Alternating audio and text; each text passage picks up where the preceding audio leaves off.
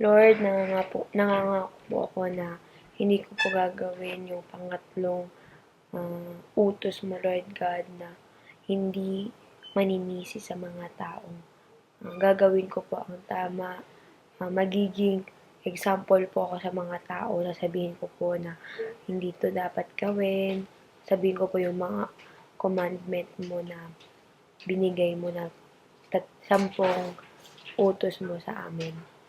Gagawin ko po lahat at gagawin ko po ang tama. And I pray na every time na may nagawa akong mali, I pray na um, sana um, i lagi mo akong nire-remind sa mga ginagawa ko. Ayun lang po. And salamat sa reminders mo sa amin. Yun lang po. Thank you po. Yung napili po naming commandment is yung 8th commandment, which is, you shall not bear false witness against your neighbor. Ang message ko kay Lord ay sorry for everything na nagagawa ko, especially yung sa related sa 8th commandment na I blame others for my own mistakes. Yung mga times talaga na sobrang taas ng pride ko na minsan naghahanap talaga ako ng taong masisisi. Pero ako rin naman yung may kasalanan. Ayun,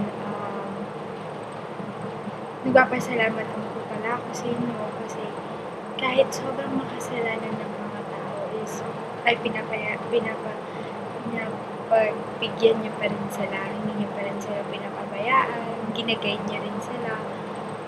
Ayun, pasensya na po kayo kung minsan hindi ko na kayo nakakausap ng matagal. Pasensya na po kayo na inuuna ko yung ibang bagay bago sa inyo.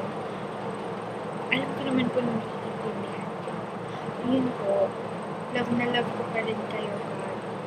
Always, kayo lagi ang nasa center na po. Amen. Dear Lord, nangangako po ako na susundin ko po yung pangulong utos niyo.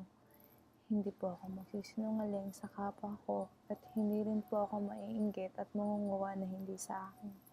Kontento na po ako sa mga anuman bagay na meron sa akin na pinagkaloob niyo po sa akin. Asahan niyo po na matutupad ko po lahat ng pangako ko po sa inyo. Yun lang po, mahal na mahal ko po kayo.